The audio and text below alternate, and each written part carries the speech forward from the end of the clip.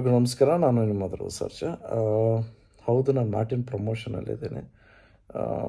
But ಮಾರ್ಟಿನನ್ನು ಒಂದು ನಿಮಿಷ ಪಕ್ಕಕ್ಕೆ ಇಟ್ಬಿಡೋಣ. ಇವತ್ತು ವಿಡಿಯೋ ಮಾಡ್ತಿರೋ ಉದ್ದೇಶ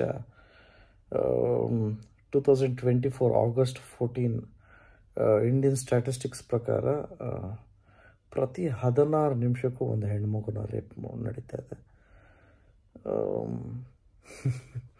ಯತ್ರ ನಾರ್ಯಸ್ತು ಪೂಜ್ಯಂತೆ ರಮಂತೆ ತತ್ರ ದೇವತಃ ಅಂತ ಹೇಳ್ತಾರೆ. ಎಲ್ಲಿ ಹೆಣ್ಮಕ್ಳಿಗೆ ಮರ್ಯಾದೆ ಗೌರವ ಇರಲ್ವೋ ಅಲ್ಲಿ ಆ ಭಗವಂತನೇ ಇರಲ್ವಂತೆ. ನಮ್ಮದು ರಾಮ ಜನ್ಮಭೂಮಿ ಅಂತ ಕರಿತೀವಿ. ಕೆಲವು ಬಾಸ್ಟರ್ಡ್ಸ್ ಮಾಡ್ತಾ ಇರೋ ಕೃತ್ಯದಿಂದ ನಿಜವಾಗ್ಲೂ ನಮ್ಮ ಭಾರತಕ್ಕೇ ಕೆಟ್ಟ ಹೆಸರು. ಹೆಣ್ಮಕ್ಳಿಗೆ ಮಾತ್ರ ಹೀಗಿರಿ ಆಗಿರಿ, ಹಿಂಗೆ ಬಟ್ಟೆ ಹಾಕೊಬೇಕು, ಇದನ್ನೇ ಮಾಡಬೇಕು ಅದನ್ನೇ ಮಾಡಬೇಕು ಅಂತ ಹೇಳೋದಕ್ಕಿಂತ ಒಬ್ಬ ಹುಡುಗನ್ನ ರೇಸ್ ಮಾಡಬೇಕು ಅಂದರೆ ಗಂಡು ಮಕ್ಳಿಗೂ 3 ಕಂಪಲ್ಸರಿ ವಿಷಯ ಹೇಳ್ಕೊಡ್ಲೇಬೇಕು.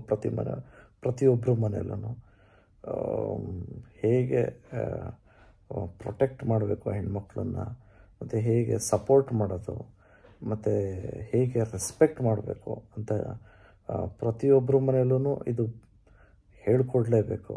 ಇಂಥ ರೇಪಿಸ್ಟ್ಗಳಿಗೆ ನಿಜವಾಗ್ಲೂ ಅವ್ರು ಸಿಕ್ಕಿ ಕಾನೂನು ರೀತಿ ಶಿಕ್ಷೆ ಆಗಲಿ ಅಂತ ನಾವು ಭಗವಂತನಲ್ಲಿ ಕೇಳ್ಕೊತೀವಿ.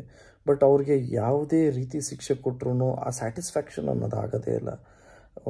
ಇಂಥ ನನ್ನ ಮಕ್ಕಳನ್ನ ನಿಜವಾಗ್ಲೂ ನಡು ರಸ್ತೆ ನಿಲ್ಲಿಸಿ ಜೀವಂತವಾಗಿ ಸುಟ್ಟಾಕ್ಬಿಟ್ರು ಅದು ಆದ್ರೂ ಸ್ಯಾಟಿಸ್ಫೈ ಆಗಲ್ಲ. ಇಂಥ ಕಲ್ಪ್ರಿಟ್ಸ್ಗೆ ಏನೇ ಮಾಡಿದ್ರೂ ಆ ಭಗವಂತ ಇವ್ರಿಗೆ ಒಳ್ಳೇದು ಮಾಡದೇ ಇರಲಿ ಅಂತ ಮನಸಾರ ಕೇಳ್ಕೊತೀನಿ. ನಾನು ವಿಡಿಯೋ ಮಾಡ್ತಿರೋ ಉದ್ದೇಶ ಏನು ಅಂದರೆ, ನಿಜವಾಗ್ಲೂ ನಮ್ಮ ಮನೇಲೂ ನನಗೂ ಒಬ್ಬಳು ಹೆಣ್ಮಗಳು ಇದ್ದಾಳೆ. ಅನ್ಯಾಯ ಆಗಿದೆ, ಯಾರೋ ಮನೆಗೆ ಅನ್ಯಾಯ ಆಗಿದೆ ಅಂದಾಗ ನಿಜವಾಗ್ಲೂ ಅವ್ರ ಜೊತೆ ನಾವು ಇವಾಗ ಇರಬೇಕು. ದಯವಿಟ್ಟು ಎಲ್ಲರೂ ಧ್ವನಿ ಎತ್ತಿ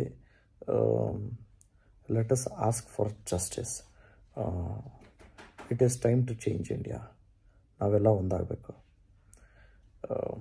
ಜಯ ಆಂಜನೇಯ.